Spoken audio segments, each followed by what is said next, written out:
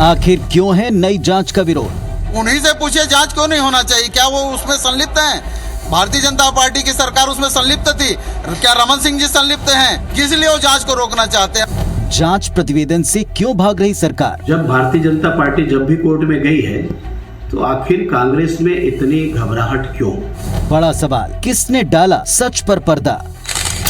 छत्तीसगढ़ सरकार के मंत्री शिव डहरिया ने प्रेस कॉन्फ्रेंस कर भाजपा पर बड़ा और गंभीर आरोप लगाया कि भाजपा नहीं चाहती कि झीरम का सच सामने आए। शुरू में भाजपा ने एनआईए जांच में रोड़ा अटकाया और अब जब राज्य सरकार जस्टिस मिश्रा आयोग का कार्यकाल बढ़ाते हुए 8 नए बिंदुओं पर जांच चाहती है तो नेता प्रतिपक्ष हाईकोर्ट जाकर जांच रुकवाने में लग गए हैं। जांच रिपोर्ट है वो अधूरी है, आधी अधूरी है। उसके आयोग के अध्यक्ष ने कहा था कि जांच आ जाए, उसके पहले ही उनका तबादला हो गया। अब जो जांच में अन्य तथ्य हैं, अन्य बिंदु हैं, उनकी जांच तो जरूरी है, इसलिए उनमें जांच होगी और उसके बाद कार्रवाई होगी। आखिर इन लोगों को जवाब देना चाहिए छत्तीसगढ़ की जनता को, रमन सिंह को और धरमलाल कौशिक को, भारतीय जनता पार्टी को। जांच को क्यों रोकना चाहते हैं? इधर मंत्री डहरिया के आरोपों पर नेता प्रतिपक्ष कौशिक ने पलटवार में कहा, आखिर भाजपा के कोर्ट जाने से कांग्रेस में इतनी घबराहट क्यों?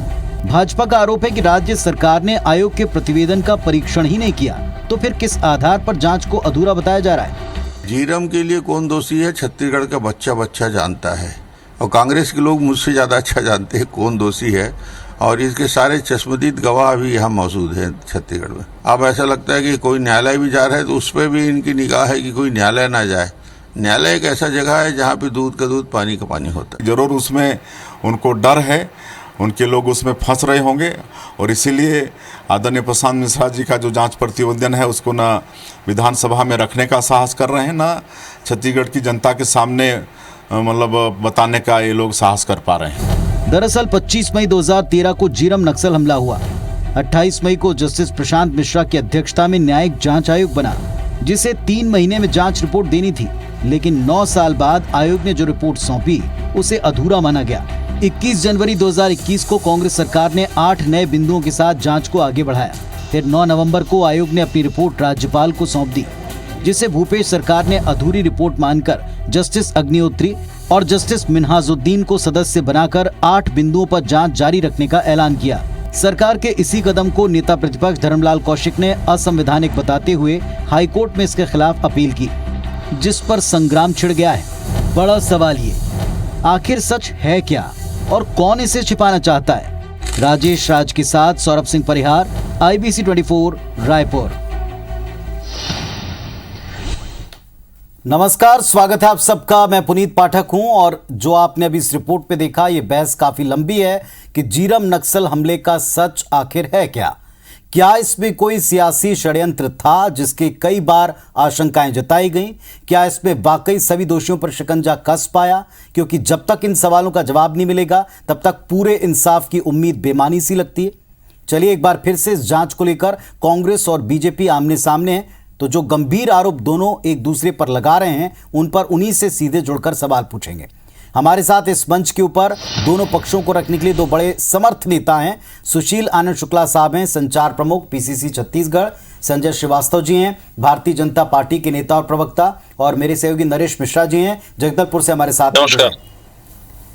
आपको नमस्कार, स्वागत है आपका इस मंच के ऊपर। शुक्ला साहब, पहला सवाल ये कि जो भारतीय जनता पार्टी का कहना है कि जो पुरानी जांच रिपोर्ट है उस जांच रिपोर्ट को आप सामने लाएं, उसके प्रतिवेदन से घबराहट क्यों है? बीजेपी के कोर्ट जाने से घबराहट क्यों है? पाठक जी, बीजेपी के कोर्ट जाने से कांग्रेस पार्टी को कोई घबराहट नहीं है। निश्चित तौर पर कोर्ट जाए, कोर्ट में जो उन्होंने नए जांच आयोग की वैधानिकता पर सवाल खड़ा किया है उसके यथोचित दबाव माननीय कोर्ट के समक्ष प्रस्तुत किए जाएंगे। सवाल यहाँ पे उठता है कि लगातार जब कोई जांच बैठाई जाती है या कोई जांच करवाने की कोशिश की जाती है तो भारतीय जनता पार्टी उसमें बाधा क्यों उत्पन्न करती है? जब देखिए, जब ये सरकार में थे तो लगातार पीड़ित परिवार ये चाहता था कि इसकी CBI जांच कराई जाए। पीड़ित परिवार के लोगों से तत्कालीन मुख्यमंत्री डॉक्टर रमन सिंह जी मिले, वे बोले हम गृह मंत्री से मिलवाएंगे, लेकिन कभी नहीं मिलवाया। CBI जांच का विरोध किया। जब हमारी सरकार आई उसके पहले NIA की जाँच एक तत्कालीन UPA की सरकार करवा रही थी, बिना किसी निष्कर्ष से उसकी क्लोजर रिपोर्ट फाइल कर दी गई। हमारी सरकार ने SIT गठन किया। SIT को केंद्र सरकार के माध्यम से NIA ने कभी भी इसकी फाइल नहीं दी। एसआईटी की जांच को रोका गया।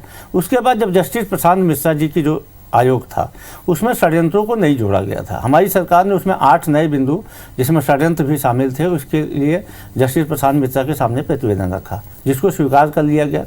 लेकिन उसके बाद में मिश्रा जी के जो आयोग था उसका कार्यकाल समाप्त हो रहा था, वो बोले कि हमें और समय बढ़ाया जाए, अभी जांच नहीं पूरी हुई है। और 8 बिंदु पे जो जांच चालू होना था उसके बाद में 5 ऐसे लोगों का पद परीक्षण किया जाना था जो उसमें मौके पे थे, उनका पद परीक्षण नहीं किया गया।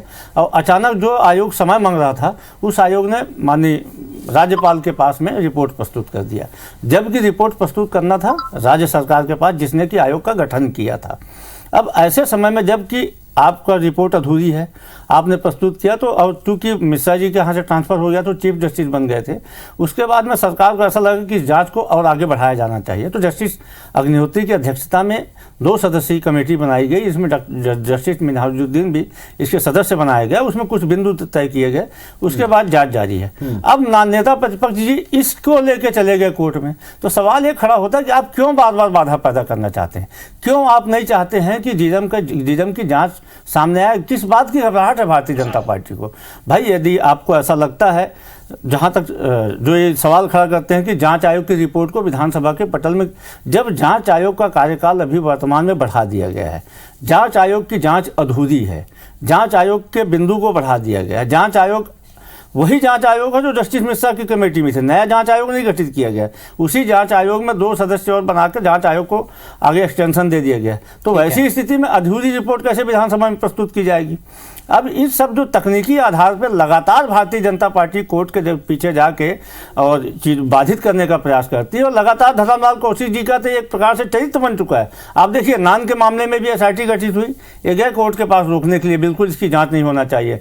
अंतागढ़ के मामले में कोर्ट के पास गए, ये डीकेएस के मामले में कोर्ट के पास गया, फिर इस मामले में भी कोर्ट के पास गए। तो कोर्ट का सहारा लेके जो जांच बाधित करने का प्रयास भारतीय जनता पार्टी के द्वारा किया जा रहा है, पुनीत जी, इसके ऊपर सवाल खड़ा किया जा रहा है। संजय श्रीवास्तव जी, क्या भारतीय जनता पार्टी नहीं चाहती कि जीरम का सच सामने आए? एक बात हमने और सुनी कि आप लोगों ने कहा है कि कांग्रेस को तो पता है कि किसका षड्यंत्र था, तो क्या ऐसे मामले में जांच नहीं होनी चाहिए? क्या उन लोगों को बेनकाब नहीं होना चाहिए? क्यों बार बार जांच को रोक रहे हैं? ये सत्ता पक्ष के सवाल हैं। देखिए पुनीत जी, भारतीय जनता पार्टी एकमात्र ऐसा दल है जो चाहता है कि जीरम का वास्तविक सच ही नहीं, वास्तविक सच सामने आना चाहिए। और शायद इस वास्तविक सच को छुपाने के लिए तमाम प्रकार की नाटक नौटंकियां कांग्रेस की सरकार के द्वारा की जा रही है। सबसे पहली बात यह है कि देखिए जीरम के विषय पर मैं बहुत पीछे नहीं जाना चाहता, लेकिन ये जो गतिविधियां जो चल रही हैं, सीधी सी बात है, जो नेता प्रतिपक्ष जी ने कहा कि भाई हम कोर्ट में जा रहे हैं, हमने कोर्ट में ये रखा है, विषय हमने क्या रखा उसको समझने का प्रयास है। अभी सुशील आनंद जी कह रहे थे, अब इनको न राज्य सरकार पर विश्वास था, तत्कालीन जो राज्य सरकार थी, न इनको केंद्र सरकार पर विश्वास है, न इनको सीबीआई पर विश्वास है, न इनको एनआईए पर विश्वास है। इनको यदि विश्वास है तो केवल इनके द्वारा गठित जो एसआईटी है उस पर ही विश्वास है। ये अपने आप इस बात को सिद्ध करता है कि ये कहां पर खड़े हैं और किस संशय की स्थिति में खड़े हैं। देखिए ऐसा है कि जांच आयोग की बात है जो वो कह रहे थे, जांच आयोग का इन्होंने कहा कार्यकाल चल रहा है तो फिर हम प्रस्तुत क्यों करें? अरे कार्यकाल चलते में यदि रिपोर्ट आ गई है, उस रिपोर्ट को तो सामने लाइए। ये तो नियम बोलता है कि यदि सरकार के पास में रिपोर्ट आई है, सार्वजनिक रूप से सामने लेके आइए। नहीं बोलता संजय जी, नियम है, बिल्कुल नियम है। नहीं, आप थोड़ा सा विधानसभा के पटल पर रखिए, विधानसभा नहीं अध्ययन आप करिए, राजीव भवन के अध्ययन नहीं चलेगा। नहीं, सुनिए ऐसा है, ठीक है, तो एक आदमी कुशाभाऊ ठाकरे से भी नहीं चलेगा, अध्ययन तो करना पड़ेगा। ये जांच आयोग रिपोर्ट देगी, अधूरी जांच जज एक्सटेंशन हो गया तो कैसे प्रस्तुत होगा? आपके बोलने से नहीं होगा, नियम कानून की प्रक्रिया है। तो सुनो, तो ये कोर्ट कचहरी नहीं है ना, मेरी बात तो हो जान दो पूरा। नहीं, आप बोलिए, बिल्कुल शौक से बोलिए, आपको अधिकार है बोलने का। जांच अधूरी है, इसका वक्तव्य बताइए, आप किस आधार पर बोल रहे हैं कि जांच अधूरी है? चलिए बताइए, यदि 8 बिंदु उसमें जोड़े गए थे, 8 बिंदु उसमें जोड़े गए थे, सरकार के पास जांच आई, वो रिपोर्ट आपके पास नहीं आई है, सरकार के पास आई, सरकार के लॉ डिपार्टमेंट ने परीक्षण किया उन 8 बिंदुओं पे भी। जो आयोग, संजय जी, जो आयोग 2 महीना पहले बोल रहा था कि जांच अधूरी है, अचानक बिना 5 गवाहों का लिस्टिंग किया गया था, 5 गवाहों की लिस्टिंग की गई थी कि इनका प्रति परीक्षण किया जाना है, उन 5 गवाहों का प्रति परीक्षण नहीं हुआ और जांच की क्लोजर रिपोर्ट आ गई तो कैसे माना जाएगा कि जांच पूरी हुई? उन्होंने अपनी रिपोर्ट सौंपी है, उस रिपोर्ट उन्होंने कहा, उस रिपोर्ट को एक आत्मपरीक्षक कुशाभाऊ ठाकरे परिषद में दिखाया था क्या? उस रिपोर्ट को रमन सिंह जी ने पढ़ा था क्या? उस रिपोर्ट को संजय श्रीवास्तव जी आपने पढ़ा क्या? भाई उस जो रिपोर्ट में मैंने 5 कहा, आप सीधी कह रहे सीधी हैं बात है, आप लोग 5 कह रहे हैं कि जांच अधूरी है। संजय जी, 5 उसमें गवाहों का परीक्षण किया जाना था, जिनकी लिस्टिंग किया था श्रम आयोग ने, उन गवाहों को नहीं बुलाया गया। वो ऐसे गवाह थे जिन्होंने सीने पे गोली खाई थी, वो ऐसे गवाह थे जो कहीं न कहीं झीरम के दुर्दांत हत्याकांड के चश्मदीद थे, उनको क्यों नहीं बुलाया गया? अरे कहीं न कहीं आपकी चिलमिलाहट बता रही है कि कहीं न कहीं हत्याकांड के पीछे आपकी तत्कालीन सरकार की परफॉर्मेंस है, कहीं न कहीं हत्याकांड के पीछे आपकी तत्कालीन सरकार की जिम्मेदारी है, और उसकी चिलमिलाहट में आप कोर्ट का सहारा ले रहे हैं। संजय जी 32 लोगों की हत्या हुई थी, इस देश का सबसे दुर्दांत, सबसे भीभत्स नरसंहार हुआ था। चलिए एक मिनट सुशील पर कोई चर्चा की संजय जी एक सवाल का जवाब दीजिएगा।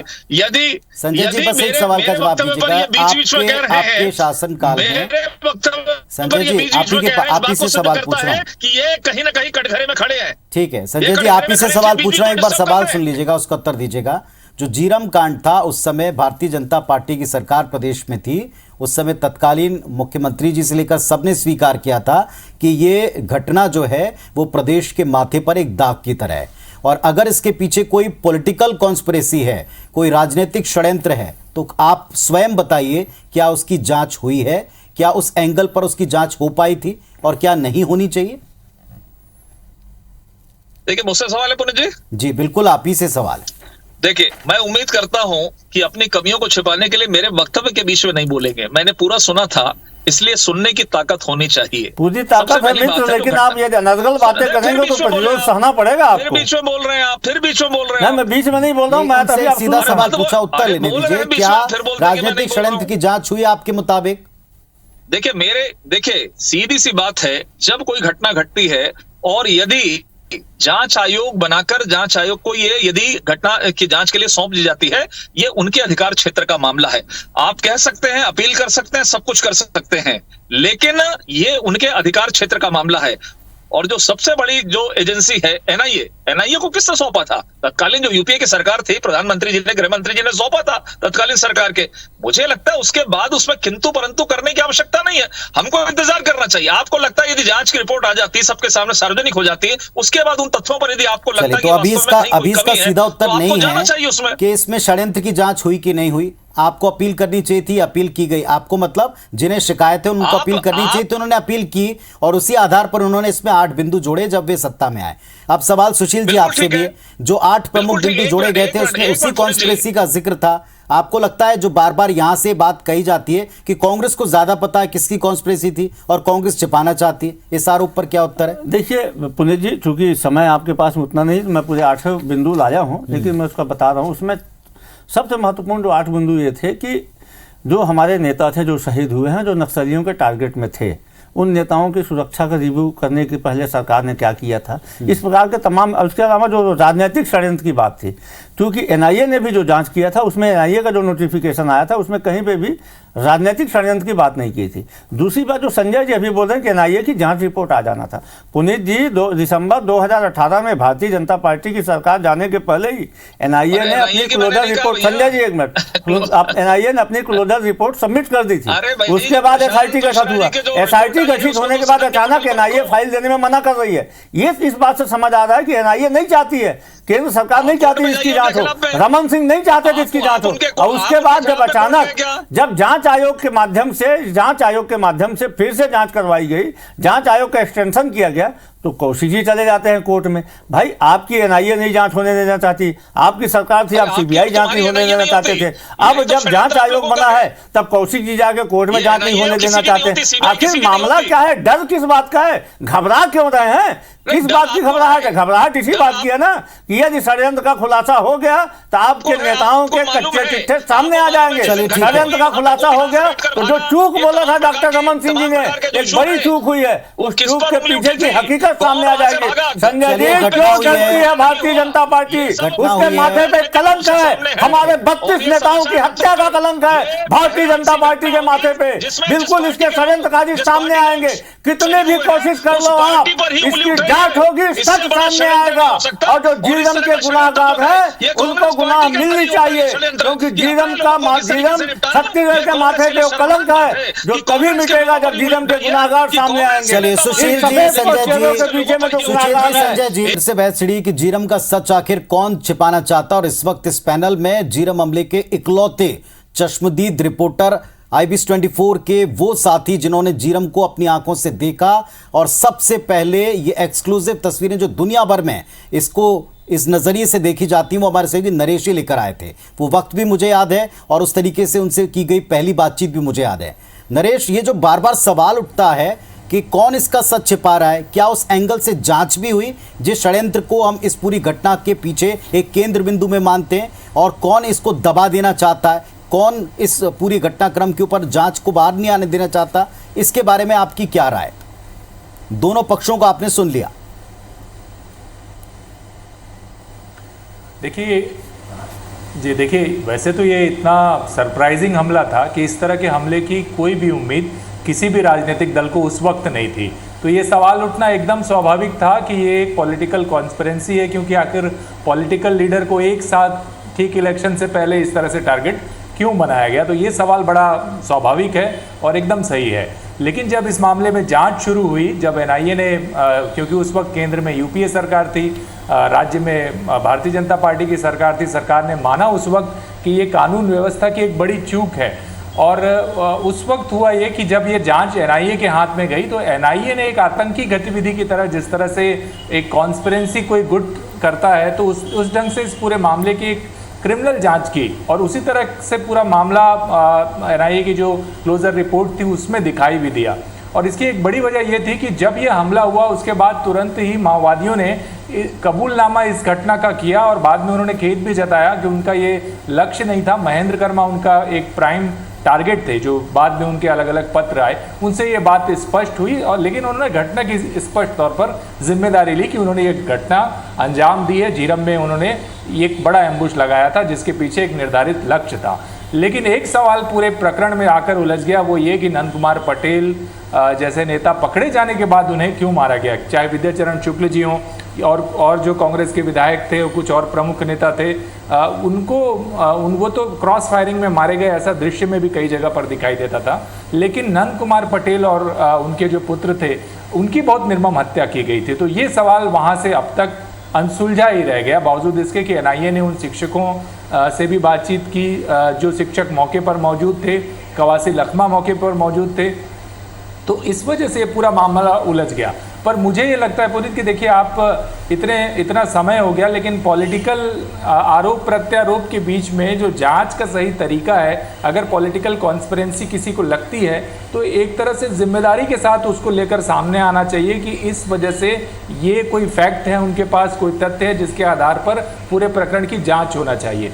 अगर उस हत्या वहाँ पर हुई है तो सिर्फ हत्या हुई, इस आधार पर एक पॉलिटिकल कॉन्स्पिरेंसी की जांच के लिए कोई FIR या नई कोई जांच के बिंदु जोड़ देने से कोई नतीजे सामने आएंगे, इस बात की संभावना कम है। राजनीति होती रहेगी और नतीजे हासिल नहीं होंगे। और दुर्भाग्य की बात यह है कि तमाम बड़ी एजेंसियां, दो प्रमुख बड़े राजनीतिक दल सामने हैं और जनता या पब्लिक को ये नहीं मालूम चल पा रहा है कि आखिर इसमें हुआ क्या पॉलिटिकल कॉन्स्पिरेंसी थी हत्या के पीछे, नक्सल, कोई राजनीतिक गठजोड़ था इस पूरे कांड के पीछे। तो जनता भी एक तरह से इस बात के लिए निराश है कि सरकारें बदल गई लेकिन नतीजा कुछ हासिल नहीं है। संजय जी, आपने सुना, उस समय आपकी ही सरकार थी, उसने भी माना था कि चूक तो हुई है, इतनी बड़ी घटना घटी है तो। और जब नेताओं के काफिले पर इतना बड़ा अटैक हुआ है तो क्या कोई पॉलिटिकल रीजन था? इसको तो सामने आना चाहिए, और अगर वो पहलू पर जांच हुई ही नहीं है तो फिर उस पर जांच होनी भी चाहिए। इसमें क्या दिक्कत है? देखिए, मुझे ऐसा लगता है कि एक्सपर्ट नरेश अग्रवाल जी ने जिस तरीके से इसकी व्याख्या की, अपने आप में कांग्रेस को जवाब मिल गया है कि हम पॉलिटिकल कॉन्स्पिरेंसी यदि हम कह रहे हैं, हमारे पास तथ्य नहीं है, तथ्यों के अभाव में भी हम इसको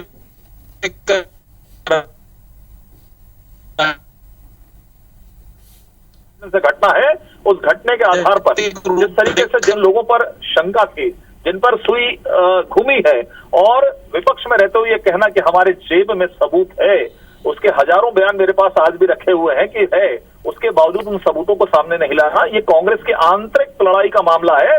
मेरा स्पष्ट आरोप है और इसका खुलासा होना चाहिए, हम भी चाहते हैं। इसको दबाने का प्रयास किया जा रहा है। नई जांच समिति नई चीजों को उलझाने का काम है। ये प्रशांत मिश्रा जी की जो नई जांच आयोग की रिपोर्ट आई थी, वो भी सामने आना चाहिए था, सामने आना चाहिए था। देखिए, कुल मिलाकर ये कांग्रेस की इंटरनल हो गया भाई, फाइट्स है उसका आप ही बात रखें, बेनतीजा बात है। रखें। इस देखिए तरीके की पुलिस जी, स्थिति जिस है। प्रकार से भारतीय जनता पार्टी के तत्कालीन मुख्यमंत्री, सरकार ने तत्कालीन मुख्यमंत्री डॉक्टर रमन सिंह जी ने कहा था, एक बड़ी चूक है। 25 मई की रात को 12 बजे डॉक्टर रमन सिंह जी ने बयान दिया था कि एक बड़ी चूक है। यदि सरकार का मुख्यमंत्री बोलता है बड़ी चूक है, तो फिर मुख्यमंत्री ने इस चूक की जांच क्यों नहीं कराई? तत्कालीन सरकार ने एनआईए की जांच करवाई थी, आपने उस चूक की क्या जांच करवाई? आपकी विकास यात्रा जाती है, विकास यात्रा में आप हजारों सैनिक वहां पर लगाते हैं, हजारों पुलिसकर्मी लगाते हैं। दूसरे दिन जिसमें महेंद्र कर्मा, विद्याचरण शुक्ल, नंद कुमार पटेल जैसे नेता जाते हैं, उस परिवर्तन यात्रा में आप सुरक्षा हटा लेते हैं, उस सुरक्षा यात्रा के मार्ग को परिवर्तित करा देते हैं। कहीं न कहीं हत्याकांड के पीछे भारतीय जनता पार्टी थी। भारतीय जनता पार्टी की सत्ता की भूख ने हमारे 30 नेताओं की निर्मम हत्या करवाया था।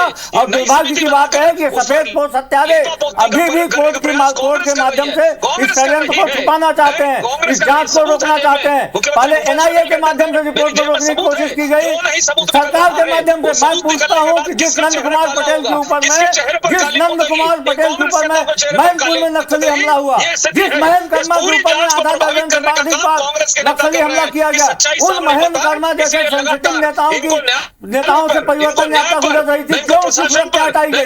रमन सिंह की सुरक्षा के लिए हजारों पुलिस बल लगाया गया, परिवर्तन यात्रा की सुरक्षा के लिए क्यों पुलिस बल हटाया गया? क्या यही चूक था? क्या चाहते थे रमन सिंह? क्यों हत्या करवाई गई हमारे 30 नेताओं की? छत्तीसगढ़ की जनता जानना चाहती है इस हत्या कौन था? सुशील जी, संजय जी, बात वही है, जनता वही चाहती है जो आप लोग चाहते हैं, जैसा कम से कम कह रहे हैं, सच सामने आए। ये उम्मीद इस डिबेट में भी है, ये उम्मीद लोगों के मन में भी। देखते हैं ये सामने आता कब है। धन्यवाद, नमस्कार।